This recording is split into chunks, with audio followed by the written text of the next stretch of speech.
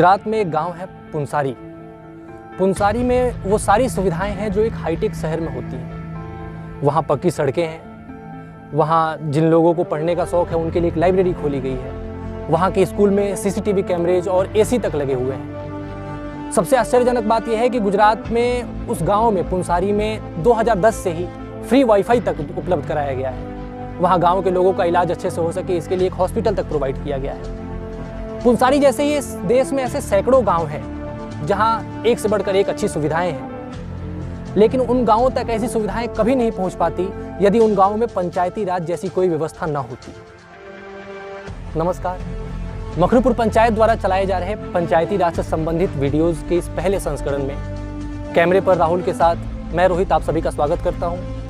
यहाँ हम बात करेंगे पंचायती राज से संबंधित कुछ आधारभूत तत्वों की।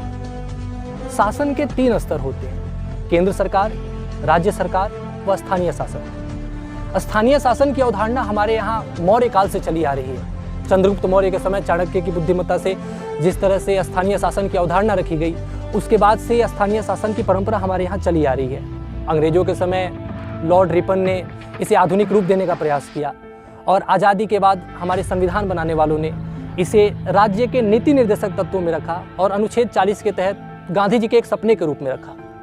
किंतु पंचायती राज को और स्थानीय शासन को संवैधानिक मान्यता तब मिली जब 1992 में संविधान में 73वां संविधान संशोधन किया गया। इसके तहत यह व्यवस्था की गई कि स्थानीय शासन में 3 स्तर होंगे, जिसमें गांवों के लेवल पर ग्राम पंचायत, ब्लॉक लेवल पर पंचायत समिति और जिला लेवल पर जिला परिषद होगा। 1992 में हुए संवैधानिक संशोधन में यह व्यवस्था की गई कि ग्राम पंचायत, पंचायत समिति और जिला परिषद, इन तीनों ही स्तरों पर प्रत्येक 5 वर्ष में चुनाव होंगे। और सबसे महत्वपूर्ण बात है कि ग्राम पंचायत जो लोकतंत्र की धुरी होती है, वहाँ पर 5 वर्ष में एक बार चुनाव होगा तथा गांव की जनता आपस में मिलकर अपना एक प्रतिनिधि चुनेंगी जो उनके बीच का होगा और उनकी सलाह मशविरे से गांव के लिए योजनाएं बनाएंगे तथा गांव का वो विकास करेंगे। पंचायती राज में एक और महत्वपूर्ण व्यवस्था की गई, महिलाओं के लिए 33% आरक्षण, 33% आरक्षण।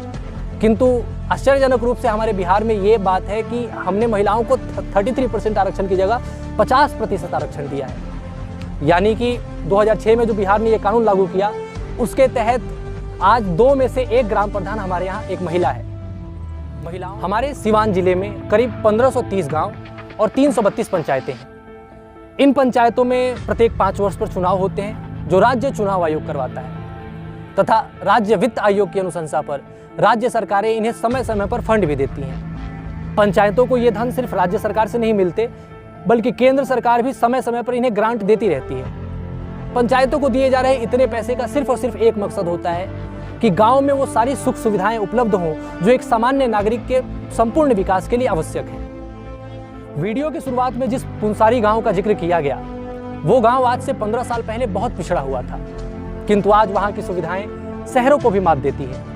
और उस गांव में जितने विकास कार्य हुए हैं वो केवल और केवल पंचायत ने कराए हैं। सोचने वाली बात यह है कि यदि पंचायत के प्रतिनिधि चाहें, उनके चुने हुए प्रतिनिधि चाहें, तो अपने गांव को पुनसारी जैसा हाईटेक भी बना सकते हैं, और अगर ना चाहें तो अपना पंचायत तो हम देख ही रहे। सरकारों ने पंचायतों को बहुत सारी शक्तियां दी हैं। सरकारें समय समय पर फंड भी देती रहती हैं। जो फंड पुनसारी गाँव को मिलता था वही फंड बाकी पंचायतों को भी मिलते हैं, लगभग उतने ही फंड मिलते हैं। फिर ऐसा क्यों होता है कि एक गांव पुनसारी जैसा हाईटेक बन जाता है और एक गांव मखरूपुर पंचायत रह जाता है? तो पंचायती राज से संबंधित यदि आपके कोई प्रश्न है तो आप बेहिचक कमेंट में पूछ सकते हैं। और मखरूपुर पंचायत प्रोफाइल पर पंचायती राज से संबंधित ऐसे और वीडियो समय समय पर आते रहेंगे। तब तक के लिए नमस्कार।